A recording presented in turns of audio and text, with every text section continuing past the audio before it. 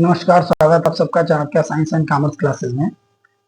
जैसा कि आप लोगों की स्टैटिक्स की क्लास स्टार्ट है और हमने प्रीवियस क्लास में आपको ओरिजिन ऑफ स्टैटिक्स के बारे में बताया था। बिजनेस स्टैटिक्स में जो फर्स्ट क्लास थी आपकी, उसमें ओरिजिन ऑफ स्टैटिक्स के बारे में बात की गई थी। अगर आप बीकॉम बीबीए के स्टूडेंट हैं या आपका ऐसा कोई टॉपिक है जिसमें आप स्टैटिक्स है, तो ये जो सीरीज है आपके लिए बहुत ही इंपॉर्टेंट होने वाली है। इसमें रेगुलर क्लासेस आपको दी जाएंगी। अभी हम इंट्रोडक्शन की बात कर रहे हैं, इसके आगे इसमें न्यूमेरिकल और इस पे जो व्यवस्थित क्लास मिलेगी। आप बीकॉम के स्टूडेंट हैं तो आपको कहीं भटकने की जरूरत नहीं है। पूरे पेपर का सोल्यूशन, सारी चीजें आपको इसमें मिल जाएंगी।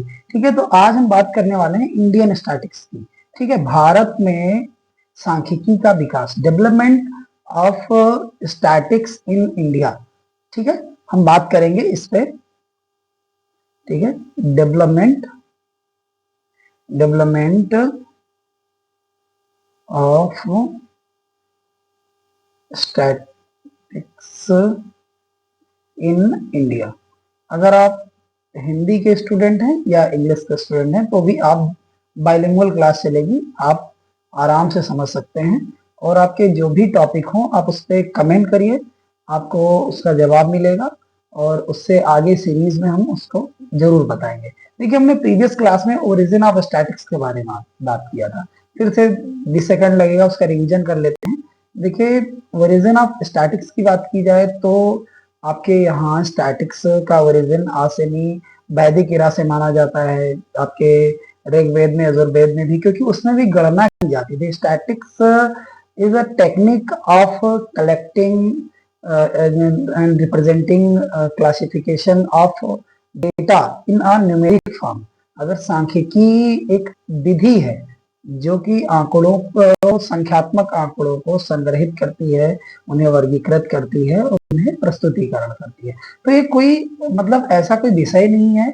ये जब से माना जाता है कि आप कैलकुलेशन कर रहे हैं, काउंटिंग का काम कर रहे हैं, चीजों को आंकड़ों के रूप में प्रस्तुत कर रहे हैं, तब से स्टैटिक्स का जन्म हो जाता है। लेकिन व्यवस्थित स्वरूप देने की बात हो रही थी कि भाई इस वर्ड का इस्तेमाल सबसे पहले किसने किया, तो उसमें हमने आपको बताया था कि जो शेक्सपियर थे, जिन्होंने हैमलेट अपना नाटक लिखा था 1601 में, उसमें 1601 में इन्होंने सबसे पहले जो है वो इस वर्ड का इस्तेमाल किया था। जॉन मिल्टन ने पैराडाइज में इस्तेमाल किया था इस वर्ड का, और इसको एक्सप्लेन किया था सबसे पहले आपके गॉटफ्राइड आकेनवाल ने।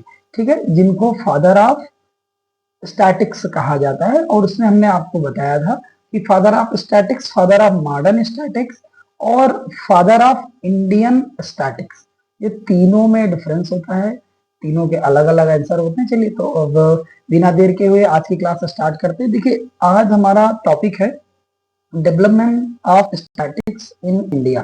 तो स्टैटिक्स, अगर भारत की बात करें तो भारत में भाई इसमें आपके शुरुआत वहीं से चाणक्य से करते हैं हम यहाँ पे, वैदिक इरा से। तो जो है आपके मनुस्मृति में, ऋग्वेद में, इसमें भी आपको स्टैटिक्स का उल्लेख मिलेगा, क्योंकि वहां पे भी गणना के बारे में बात की जा रही थी। लेकिन अगर व्यवस्थित स्वरूप की बात करें तो वो बात होती है अर्थशास्त्र में, जो चाणक्य ने लिखा था अपना अर्थशास्त्र। अर्थशास्त्र जो मुख्य रूप से इनकी एक क्या थी, एक पॉलिटिक्स पर एक इनकी बुक थी, जिसमें एक राज्य के बारे में बात की गई थी। तो राज्य में आपको पता होगा कि भाई एग्रीकल्चर सेक्टर होता है, आपका पॉपुलेशन है, वहां पे सेंसस करना, जनगणना करनी पड़ती है, और आपके और भी सेक्टर होते हैं जिनके बारे में आंकड़ों की जरूरत पड़ती है। जैसे मिलिट्री फोर्सेस होती हैं, उनका कोषागार होता है। इन सबका आंकड़ा रखने के बारे में बात की गई थी। तो ये माना जाता है कि वहां से स्टैटिक्स की शुरुआत हो गई थी व्यवस्थित रूप में भारत में। लेकिन अगर आगे और बढ़ते हैं तो जैसे और भी इसमें मिलता है, जैसे चाणक्य ने तो अर्थशास्त्र में बता ही दिया आपको, मनुस्मृति में भी इसका उल्लेख है।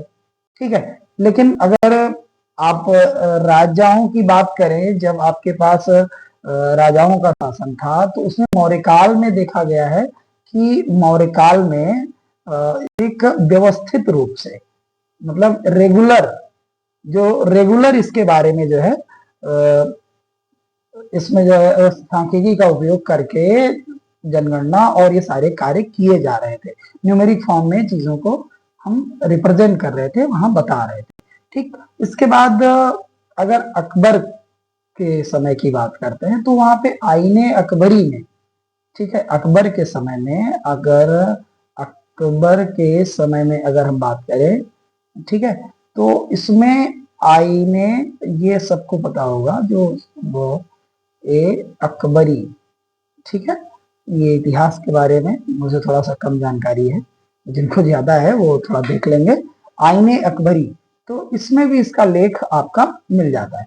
तो हम बात करते हैं तो ये वैदिक काल में 3 चीजें आपको डिस्कस करनी है। देखिए, अर्थशास्त्र में चाणक्य ने जो है, और मौर्य काल में व्यवस्थित रूप से इसका प्रयोग किया गया, और अकबर के समय में आईने अकबरी में भी इसका उल्लेख मिलता है। ठीक, इसके बाद आपको सबको पता है कि भाई हमारा देश जो है वो अंग्रेजों के द्वारा गुलाम बना लिया गया था, मतलब एक ईस्ट इंडिया कंपनी आ गई। तो ईस्ट इंडिया कंपनी ने इस पे राज किया। तो ईस्ट इंडिया कंपनी, तो उस दौरान भी सांख्यिकी के संबंध में कार्य किए गए थे, तो उनमें क्या क्या डेवलपमेंट किया गया उसे देखिए व्यवस्थित। अभी हम आंकड़ों की बात कर रहे हैं, हम एक ऐसी क्लास दे रहे हैं कि देखिए थ्योरी में जो न्यूमेरिकल मतलब थ्योरी में जो आपको एक लिखना होगा पैटर्न, तो वो पैटर्न तो एग्जाम टाइम पे हम आपको डिस्कस करके अलग से उसकी क्लासेस बता देंगे। अभी डेटा फैक्ट की बात हो रही है, तो इसके बाद धीरे धीरे हम न्यूमेरिकल की तरफ जाएंगे, तो हम न्यूमेरिकल सॉल्व करवाएंगे, आपको भटकने की जरूरत नहीं पड़ेगी। देखिए, अगर ब्रिटिश काल की बात करें, अगर हम ब्रिटिश जो हमारा रूल था, ब्रिटिश ब्रिटिश शासनकाल, तो ब्रिटिश जो हमारा काल आया उसमें इसकी स्टैटिक्स की बात हो रही। तो स्टैटिक्स के बारे में देखिए, इन लोगों ने क्या किया था कि ये कोई पहले शुरुआत, तो 1857 तक तो कोई इनका था ही नहीं, क्योंकि 1857 तक ये क्या कर रहे थे कि भाई इनको राज ही करना है। ठीक, अब इनको 1857 तक तो ये मतलब वो लूटने के तरीके माध्यम से ही काम कर रहे थे। भाई 1857 की असफल क्रांति होती है, उसके बाद में फिर ये व्यवस्थित ढांचा अपना तैयार करते हैं। तो पहला जो इन्होंने स्टैटिकल कमेटी अपनी बनाई थी, जो स्टैटिकल कमेटी बनाई गई उसको ध्यान रखना है आपको। देखिए, अब ऐसा पढ़ना है आपको कि आगे भी काम आ जाए आपके। ठीक है, हम जैसे यूज कर रहे हैं तो आगे कंपटीशन में बैठ रहे हैं तो वहां पे भी काम है, क्योंकि जो और थ्योरी आपको लिखनी हो तो आप एक दिन में जाके पढ़ के पैरा में तो आप कन्वर्ट कर ही सकते हो। तो स्टैटिकल अगर कमेटी की बात है, तो स्टैटिकल कमेटी इन्होंने 1862, ठीक, 1862 सांख्यिकी समिति। देखो, जिनको दिक्कत होगी हिंदी इंग्लिश में तो थोड़ा मुझे बता देंगे कमेंट करके। तो स्टैटिकल कमेटी 1862 में सबसे पहले इन्होंने बनाई थी। 1857 में सबको बताया कि भाई असफल क्रांति होती है और उसमें हम सफल नहीं थे, तो ताज का राज हो जाता है। उसके बाद चीजें व्यवस्थित करना शुरू करते हैं। इनके समझ में आ रहा था कि हम लंबे समय तक राज्य करेंगे और कभी हम भारत छोड़ के नहीं जाएंगे, तो इन्होंने वहां पे नियम बनाने शुरू किए। तो 1862 में जो है इन्होंने एक बनाया था, और इस 1862 में जब कमेटी बनाया था, तो इस कमेटी ने क्या किया था कि कमेटी ने 1800 काम किया इसने। तो 1868 जिसको एक पहला गजेटियर जारी किया गया था। गजेटियर में होता क्या है कि जो फर्स्ट प्रथम गजेटियर इस कमेटी ने जारी किया था, प्रथम गजेटियर। देखिए, अभी थोड़ा लिखने की प्रैक्टिस कम है, तो धीरे धीरे सुधर जाएगी मुझे उम्मीद है, तो थोड़ा सा एडजस्ट करिएगा। प्रथम जो है गजेटियर, तो प्रथम गजेटियर इनका जो है 1868 में आया था, जिसमें देखा होता क्या है कि आज के बारे में लगभग एक जानकारी, सारी चीजें, एक आंकड़े उसमें प्रस्तुत किए जाते हैं। तो वो 1868 में इस कमेटी ने सबसे पहले 1800 स्टैटिकल एब्स्ट्रैक्ट ऑफ इंडिया जो है, और गजेटियर 1866 का, 1866, ठीक है, यहाँ थोड़ा करेक्शन होगा। गजेटियर आया था 1866 में, और जो abstract for India, statistical abstract जो है उसकी बात की गई थी। तो उसमें दोनों चीजों का प्रकाशन इनमें 1866 और 1868, ये दो आपके अलग अलग हैं, दोनों साल में इन्होंने किया था। ये ध्यान रखना सबसे जरूरी चीज। अब आते हैं थोड़ा और आंकड़ों पे, इसके व्यवस्थित आंकड़ों की बात करते हैं। तो 1800, देखिए इसका एक सीक्वेंस होता है। देखिए 1800 आपकी 62 में बनती है, ठीक। 1862 में एक, फिर से क्लियर कर देता हूं मैं, 1862 में जो है कमेटी बनती है, 1866 में गजेटियर जारी होता है, ठीक है, 1866 में। और 1868 में स्टैटिकल एब्स्ट्रैक्ट ऑफ इंडिया करके एक वो तरीका, एक प्रकाशन जारी होता है जिसमें सारी चीजें लगभग दी होती है। ये 3 डेट आपको समझना है, ठीक। इसके बाद में 1872, 1872, ये मैं ब्रिटिश रूल की बात कर रहा हूँ जिसमें स्टैटिक्स पे काम किया गया, और इसने आगे जाके जो है फिर बाद में एक संवैधानिक संस्था का रूप ले लिया, जो कि आज की डेट में भी काम कर रही है, उस पर भी आएंगे। और प्रेजेंट में जो है स्टैटिक्स कैसे काम कर रहा है उस पर भी हम आपसे बात करेंगे कि कौन कौन सी चीजें क्षेत्र में काम कर रही है। तो 1872 में क्या हुआ था, एक अनऑफिशियल, जिसको अनऑफिशियल सेंसस, एक पार्शियल सेंसस की बात हुई। फर्स्ट जो है, अगर आपसे कोई पूछे कि फर्स्ट पार्शियल, ठीक है, पार्शियल सेंसस, एक आंशिक जनगणना, प्रथम आंशिक जनगणना, ठीक है, प्रथम आंशिक जनगणना की गई थी। प्रथम आंशिक जनगणना की गई, कब की गई, ये 1872 में की गई, ठीक, 1872 में की गई थी। और इसके बाद हाँ इस पे काम होता रहा। हाँ, पहली जनगणना, ये बहुत इंपॉर्टेंट क्वेश्चन है, स्टैटिक्स में भी आता है और इसके अलावा आपसे कंपटीशन में भी बहुत पूछा जाता है। तो ध्यान रखिएगा कि अगर आपसे कोई पूछता है कि पहली जो पूर्ण जनगणना थी, एक तरीके से यहाँ पे, तो 1881 में, कब की गई थी, 1881 में, ठीक। कंप्लीट सेंसस, एक तरीके से फर्स्ट कंप्लीट सेंसस, फर्स्ट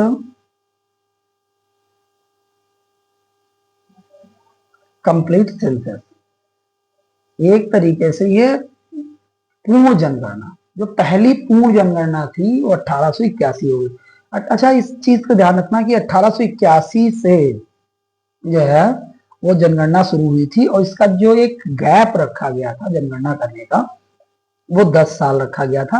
यानी 10-10 साल पे इनकी जनगणना की जाने लगी थी, और वो जनगणना की जा रही। अभी आपको कोविड में होना था, लेकिन इसकी वजह से कुछ डिले हो गया, अभी नहीं हो पाया, फिर से होना है तो इसमें होगी, जिसमें विभिन्न प्रकार के आंकड़े एकत्रित किए जाते हैं। आज भी ग्रामीण क्षेत्रों में लोगों के जो प्रधानमंत्री आवास आ रहे हैं या विभिन्न प्रकार की योजनाओं का लोगों को लाभ मिल रहा है, तो 2011 की लिस्ट है उससे मिल रहा है, उसके बाद लिस्ट नहीं बनी थी। हाँ, बाद में अपडेट लोकल लेवल पे किया गया, लेकिन अगर कंप्लीट बात करें तो वो नहीं किया गया है, उस पर सरकार काम कर रही है। अब जल्दी से फिर से जो है सर्वे होना है, उसमें होगा, ठीक। तो ये स्टैटिक्स की आपकी जो है 1881 तक हम बात कर चुके हैं कि भाई 1881 में जो है कंप्लीट इसका सेंसस होता है, ठीक।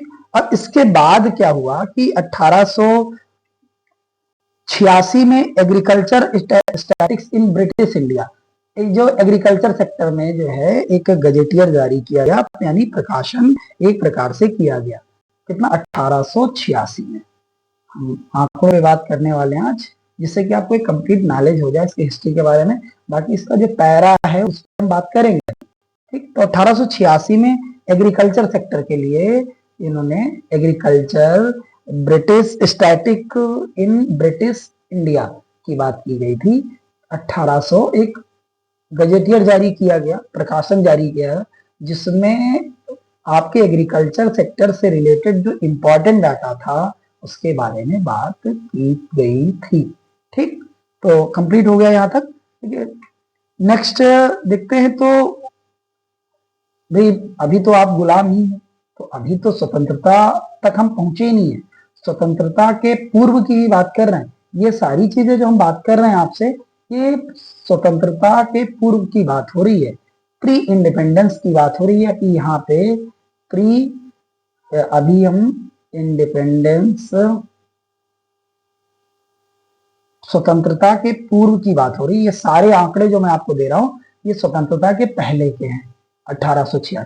हाँ, एक इकोनॉमिक सर्वे कमेटी बनाई गई थी जो 1925 में बनाई गई, 1925, ठीक है, 1925 में एक बनाई गई थी आपकी इकोनॉमिक सर्वे कमेटी, ठीक, जिसमें आप ये दिया गया था कि भाई पता लगाइए चीजों के बारे में, जो पर्याप्त आंकड़े जो है एकत्रित करिए जिससे कि सरकार उस पर काम कर सके और अपनी चीजों को, जैसे बहुत सारे चीजें लागू करती हैं, टैक्स वगैरह जो लेना होता है और उस पर काम करना था, ठीक। तो ये 1925 में बनाई गई थी और बाद में फिर इन्होंने संबंध में 1939 और विभिन्न कामों को किया है, लेकिन अब हम इससे ज्यादा बात नहीं करेंगे, इतनी सारी चीजें आप तक यहाँ तक हो गई हैं क्या हो रहा था, ठीक। तो ये था प्री इंडिपेंडेंस की बात, इंडिया भारत में प्री इंडिपेंडेंस की बात हो रही थी, ठीक। अब बात करते हैं कि स्वतंत्रता प्राप्ति के बाद कि भाई स्वतंत्र भारत में स्टैटिक्स का जो है रोल क्या था। तो स्वतंत्र भारत,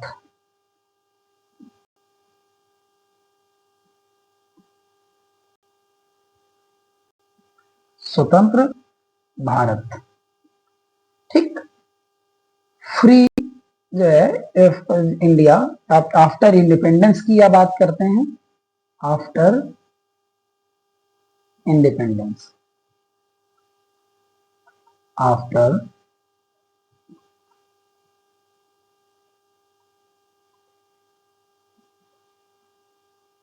ठीक, आफ्टर इंडिपेंडेंस, स्वतंत्र भारत की बात करें भाई, वो हम बात कर रहे थे कि भाई स्वतंत्रता के पूर्व की बात हो रही थी। तो स्वतंत्र भाई आप 1947 में होते हैं, ठीक, आप 1947 में आप आजाद होते हैं। उसके बाद अगर हम स्टैटिक्स पे बात करें तो हुआ क्या कि भाई 1950 तक तो आपका संविधान ही निर्मित किया जा रहा था, जो चीजें जैसे चल रही थी। हाँ, उसके बीच में बैंकिंग एक्ट वगैरह 1949 में बना लिए गए थे, क्योंकि वो स्ट्रक्चर पहले से काम कर रहा था आरबीआई के रूप में और उसकी ज्यादा जरूरत थी सबसे पहले, वो नियम पहले बन गए थे। लेकिन और जो आपकी कॉन्स्टिट्यूशनल बॉडी थी, जिनको संवैधानिक संस्थाएं थी, वो नहीं बनाई गए थे, क्योंकि संविधान को अंगीकार ही नहीं किया था, एक्सेप्ट ही नहीं किया गया था, क्योंकि वो बना ही रहे थे। फिर 1950 में जब संविधान लागू हो जाता है, उसके बाद 1950 में ही 1950, इसको समझिए, देखिए आप एक कहानी के तौर पे आप समझेंगे तो चीजें आपको याद हो जाएंगी और हमेशा के लिए याद रहेंगी। तो एक ministry of statical program in India, इसको short form implementation program, implementation, I का मतलब यहाँ पे इंडिया नहीं होगा, इम्प्लीमेंटेशन होगा, जिसको कहते हैं कि इसका एक स्थापना की गई, ठीक, कब की गई, 1950 में की गई, ठीक। ये स्वतंत्रता के बाद की बात हुई, अब 1950 में की गई, इसके तहत सर्वे किया गया, काम हुआ, और हमारी जो पहली पंचवर्षीय योजना थी वो 1951।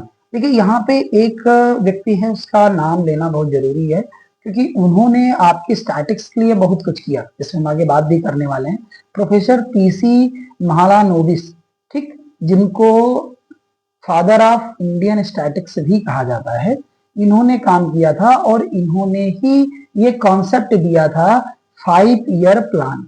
इसकी बात की थी, 5 ईयर प्लान, पंचवर्षीय योजनाएं, ये पंचवर्षीय योजना है, सबसे पहली पंचवर्षीय योजना 1951 में लागू की गई थी, ठीक है, जो सांख्यिकी, और ये भी ध्यान रखिए ना आपको कि 1951 में जो पंचवर्षीय योजना लागू की गई थी, इसमें व्यापक रूप से एक डिटेल्ड जो स्टैटिकल डेटा था उसका यूज किया था सरकार ने, और उसके बाद में लागू किया था, ठीक है। तो हाँ, फिर उसके बाद में क्या हुआ कि एक संस्था, सीएसओ, एनएसओ, एनएसएसओ, इस पे ये सब जो है काम करना शुरू किया इन लोगों ने। तो ये संस्थाएं संवैधानिक रूप से वो एक कॉन्स्टिट्यूशनल बॉडी है, उसके हम अभी बात करने वाले हैं, उससे बात करेंगे, ठीक है। तो ये लेकिन 1951 में डेटा का प्रयोग किया गया और सबसे पहले ministry of statical program implementation का एक यानी एक अलग से सांख्यिकी विभाग बनाया गया, जिसने ये कॉन्सेप्ट दिया, उसके बाद में लागू किया। अच्छा, इसमें ध्यान रखना जो मुख्य रूप से आपकी दो संस्थाएं काम कर रही हैं इस समय, एनएसएसओ, ठीक है, और सीएसओ, ठीक, ये दो संस्थाएं आपकी काम कर रही हैं। और इसी बीच में क्या हुआ था कि जो ये आपका 10 साल का कॉन्सेप्ट था कि सेंसस करना यानी जनगणना जिसको कहते हैं, 10 साल पे वो जनगणना की बात आपकी की गई थी संवैधानिक रूप से 1951 के बाद, ठीक। तो समझ में आ रहा है, तो वो स्वतंत्र भारत की बात हो रही थी। हाँ, अब यहाँ पे मैंने एक चीज, स्वतंत्र भारत में स्टैटिक्स के बारे, स्ट्रक्चर के बारे में अभी हम बात करते हैं, लेकिन मैंने अभी एक व्यक्ति का नाम लिया था, प्रोफेसर पीसी महालानोबिस। ये बड़ा इंपॉर्टेंट हम लोगों के लिए है और गर्व का विषय भी है कि भाई इन्होंने बहुत काम किया स्टैटिक्स के लिए, इन्होंने बहुत ही काम किया। प्रोफेसर प्रशांत चंद्र, फुल फॉर्म अगर आपसे कोई पूछता है तो प्रशांत चंद्र महालानोबिस। देखिए, शुरुआती दौर की क्लासेस थोड़ा सा बोरिंग हो जाती है क्योंकि जो न्यूमेरिकल होता है वो लोगों को बांध के रखता है, लेकिन थ्योरी में डेटा होता है तो थोड़ा कम मजा आता है, लेकिन फिर भी ये इंपॉर्टेंट है क्योंकि जब तक आप इसको नहीं समझेंगे तब तक आगे आप काम नहीं कर पाएंगे, ठीक। इस व्यक्ति की बात हो रही थी कि भाई ये कौन है, इन्होंने क्या आपके लिए क्या क्या किया। आगे स्ट्रक्चर पे तो भी हम बात करेंगे ही, लेकिन प्रोफेसर पीसी महालानोबिस जो हैं, इन्होंने क्या किया आपके लिए। तो सबसे पहले आप ध्यान रखिए कि इनका जन्म जो हुआ था वो 29 जून इनका जन्म हुआ था। मैं लिख देता हूं यहाँ पे, जन्म हुआ था 29 जून 1873, ठीक है, 1873, 73 नहीं, गलत हो रहा है, 1893, सॉरी, 1893 को हुआ था इनका जन्म हुआ था, ठीक है। हाँ, 73 में इनकी 1972 में इनकी डेथ हुई थी, ठीक है। 1972 28 जून, ठीक है, 28 जून को मृत्यु हुई थी। डेथ जो हुई थी वो 28 जून 1972 को हुई थी। ये दो डेट याद रखिएगा, ये भी आपसे पूछा जा सकता है अगर आप किसी कंपटीशन में जाते हैं या कहीं पे हुए, और ऐसे भी आपसे पूछा जा सकता है थ्योरी में, आपसे एमसीक्यू में पूछा, मतलब वेरी शॉर्ट में पूछा जा सकता है। हाँ, और इसीलिए 29 जून को आपको सांख्यिकी दिवस इनके जन्म के दिन मनाया जाता है। भारत में सांख्यिकी दिवस के रूप में मनाया जाता है और इनका एक बहुत ही योगदान था आपके स्टैटिक्स में। लेकिन कुछ इंपॉर्टेंट चीजों की बात कर लेंगे जो इनके रहे। तो इसमें 1931 में इन्होंने एक संस्था की स्थापना की थी, ठीक, जिसको ISI, ठीक, इंडियन स्टैटिकल इंस्टीट्यूट, ध्यान रखना, ISI, इंडियन, इसकी स्थापना इंडियन स्टैटिकल इंस्टीट्यूट,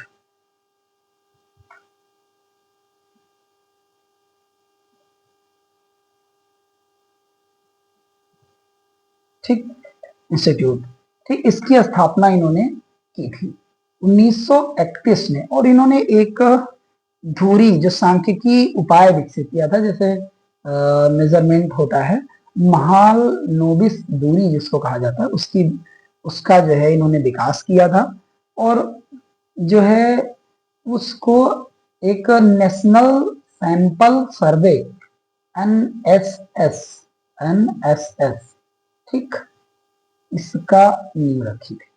ठीक है, ये आपको समझना होगा। ये पीसी महालानोबिस ने किया था और इनका जो मॉडल था, स्टैटिकल मॉडल, वो दूसरी पंचवर्षीय योजना में लागू कर लिया गया था।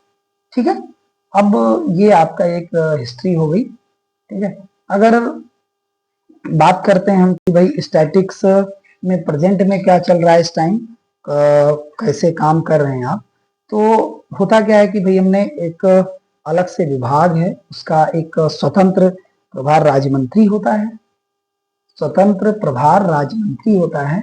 यहाँ पे समझा दूं आपको शॉर्ट में कि एक स्वतंत्र प्रभार राज्य मंत्री होता है और वो उसके अंडर में ministry of statistics and program implementation, जिसको हमने MOSPI शॉर्ट फॉर्म में कहते हैं। ठीक है, ministry of statical program implementation. ठीक है, इसकी बात करें तो MOSPI, तो ये होता है ये एक मंत्री के अंतर्गत कार्य करता है, यानी एक मंत्रालय होता है, तो भाई इसका मंत्री के अंतर्गत ये कार्य करता है। और इसकी दो विंग होती है, दो तरीके की संस्थाएं होती हैं।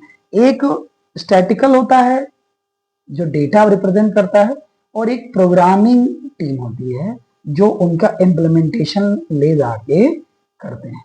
ठीक है, तो ये दोनों लोग, जिसमें NSO और आपका एक दूसरा हो जाता है CSO। ठीक है, NSO और, ठीक है, ये एक ही चीज, एक ही तरफ से काम करता है, और CSO, ठीक है, और NSSO, ये दो तरीके की संस्थाएं काम करती हैं। इन पे नेक्स्ट वीडियो में, एक क्लास लंबी हो रही है तो हम इस नेक्स्ट वीडियो में बात करेंगे। आप रेगुलर, ठीक है, आप रेगुलर हमारी क्लास के साथ जुड़े रहिए, आपको क्लासेस मिलती रहेंगी और कहीं भटकने की जरूरत नहीं है। बीकॉम का पूरा सिलेबस आपको पढ़ाया जाएगा, नोट्स आपको मिलेंगे प्रॉपर, आपको पेपर प्रॉपर सारे दिए जाएंगे। ठीक है, चलिए बहुत बहुत धन्यवाद, नेक्स्ट क्लास में मिलते हैं।